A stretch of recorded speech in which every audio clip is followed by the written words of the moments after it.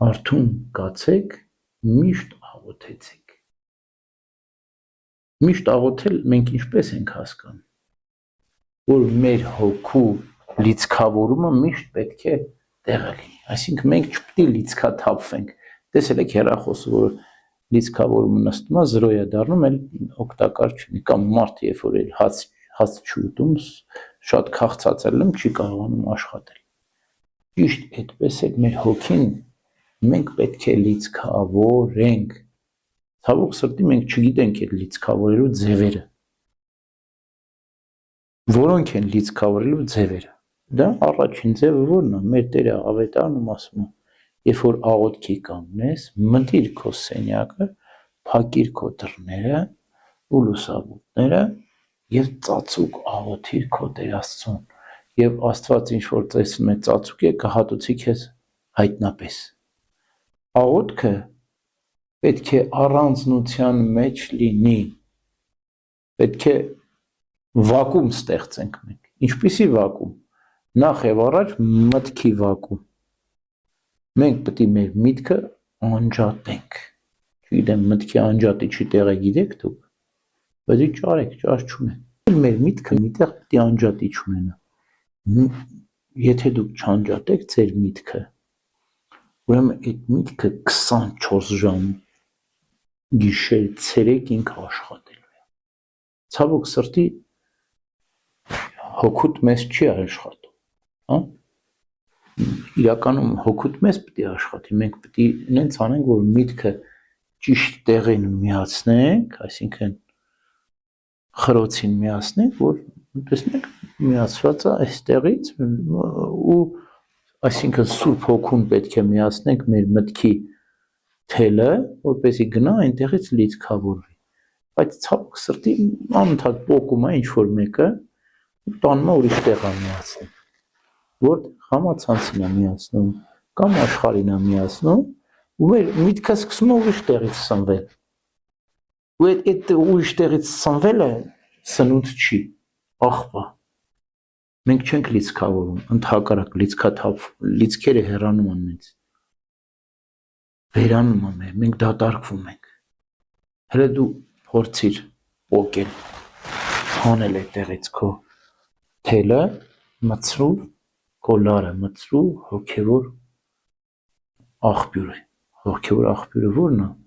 Նախ եւ առաջ առանձնություն։ Հա։ Առանձնությունը ամենամեծ աղոթքը ո՞րն է, մտքի լռությունը։ Մտքի լռությունը ամենաբարձրագույն աղոթքը։ Շատ անգամ մենք կարող ենք ջերմեռանդ աղոթել, լացել, արտասվել, մաքրվել, հետո մի վայրկյան հետո նորից մեր ուղեղը գնում է այսին որտեղ։ Այսինքն եթե դու մտքի խաղաղություն, լռություն չունես, ուրեմն այդ քո հոգու խաղաղությունը դու չես կարող պահել։ Ուրեմն մեզ անհրաժեշտ է լիցքավորում հոգու։ Բնականաբար աշխարհում ապրելով դժվար է այդ լիցքավորումն ապահովել, հա։ Որովհետև առավոտից իրիկուն հեռուստացույցը, հեռախոսը արդեն իսկ պատրաստի օտար աղբյուրներ են, որ մենք չկարողանանք մտքի այդ անջատիչը սեղմել, որ անջատի մեր միտքը։ Դուրս ենք գալիս աշխատանքը առավել եւս։ Եթե նա չեզոք ինչ որ մի բան է, սա արդեն կոնկրետ մարդկանց հետ շփվում ենք, ամեն մեկը իր դաշտն ունի, իր բացասական դրական ազդեցություն ունի մեզ վրա, հա, հիմնականում ավելի շատ բացասական է, քան թե դրական, հա։ Եվ այդպես մենք անընդհատ լիցքաթափվում ենք։ Մեր դրական լիցքերը մեզանից գնում են անվերջ, ու չենք լիցքավորում։ Եվ այդպես մեր հոգին դատարկ, մենք քաղցած, մենք սոված, բայց հոգին չի դիմանում այդքան ինչքան քաղցած մնա։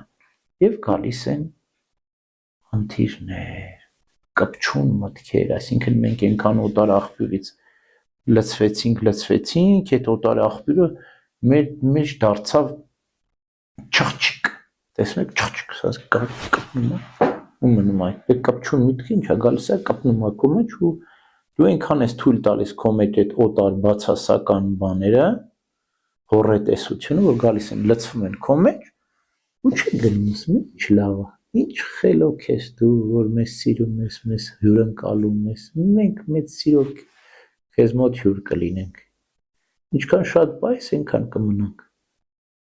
Որ մենք պիտի մաքրենք մեր միտքը այդ օտար աղբյուրներից, սուրբ աղոթքներով սնենք։ Արդարացում չկա, ասում ես հնարավորություն չկա, ստեղծիր քո հնարավորություն։ Ամեն քրիստոնյա իր աղոթքի անկյունը պետք է ունենա։ Եթե դա ընտանեկան աղոթքի անկյուն լինի, դա ավելի հրաշալի։ Եթե դա եկեղեցի լինի, դա սքանչելի, եթե դու կարողանաս գտնել ինչ-որ մի տեղ, որ օրվա մեջ մի քիչ կարողանաս գնաս առանձնանալ կամ ժամերգությանը մասնակցել, կամ առանձին գնալ աղոթել եւ պարտադիր փորձես պատարակներին մասնակցել եւ սուրբ հաղորդություն ստանալ, այդ փոքրիկ պահերը դուք չեք պատկերացնում ինչ ահռելի օգտակար են մեզ համար, որտեվ դրանք ոնց ասեմ, մեր հույսն է, այդ աղոթքների, այսինքն մենք պետք է տրամադրվենք, որ ժամանակ տրամադրենք, գնանք այդ այսինքն ձգտումը դեպի այդ քո աղոթքի անկյունը արդեն հաջողության գրավականն է։ Այսինքն մենք պետք է ինձ առօրյա կազմակերպենք, որ ներքին ձգտում ունենք առանձնանալու, հա։ Այսինքն միայն այդ վայրը չէ, ասում կա որ աշխարհում է, բայց անապատում է, կա որ անապատում է, բայց աշխարհում է։ Մարդը կարող անապատում էլ ապրի, բայց հոգով մտքով աշխարհում լինի։ Մարդը կարող է աշխարհում լինի, բայց հոգով մտքով ինքը օտար լինի աշխարհի համար։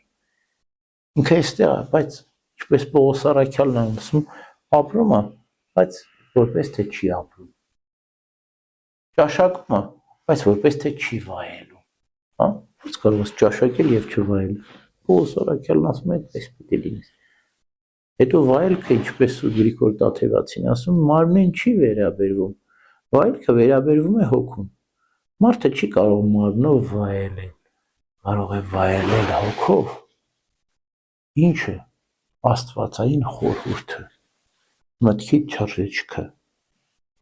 իսկ Տիրոջ մարմինն ու արյունը, Սուրբ հաղորդությունը, կարող է վայելել թե հոգով եւ թե մարմնով, երկուսը միասին։ Այն ժողովուրդն ասում է 2-3 միտեղ չի լինում, բայց Սուրբ հաղորդությունը 2-3 միտեղ է փաստորեն։ Հոգով ու մարմնով մենք վայելում ենք։ Ուրեմն ինչ պետք է անենք։ Պետք է գտնենք այն աղբյուրը, որից մենք կարող ենք լիցքավորել մեր հոգին։ Ինքներս գտնենք։ Եթե մեր տան մեջ մի անկյուն է, որտեղ կարող ենք առանձնանալ մտքի լռություն ունենալ,